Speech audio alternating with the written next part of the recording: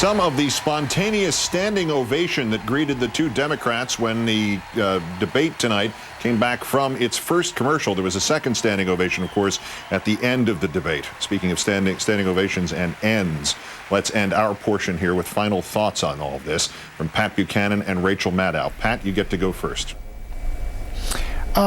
I think Hillary Clinton probably won the debate tonight on points. I thought her closure was terrific. And it was very moving because she really painted a picture you could see. And so I think she should have got a standing ovation at the end. But I do get a sense of resignation on her part that this is coming to an end, and it may not end as we had all hoped. And frankly, I think it was a good debate. And I do agree with Bill Clinton. If she doesn't win both Ohio and Texas convincingly, I think it's all over for her.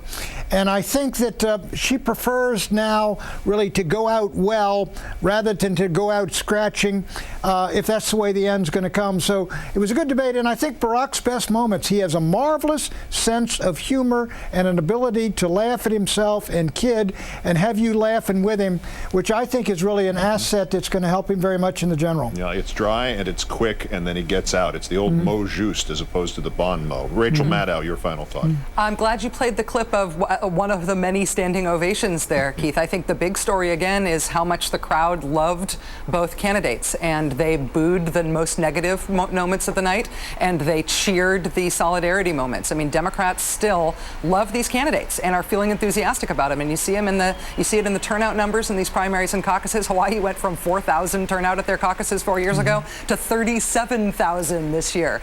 The Democratic enthusiasm, their appreciation and like for the candidates, and the apparent unwillingness of these candidates to tear each other apart, no matter how many of us pundits predict that's what they're about to do, means that this remains an unpredictable and I think a very satisfying race for Democratic voters. And almost limitless possibilities as to a vice presidency. We'll see how that turns out. We're not giving this one away one way or the other, but it's extraordinary how much they can fight and still be standing and not seem to have each other's blood on each other's hands. Rachel Maddow of MSNBC and Air America, my great thanks to you.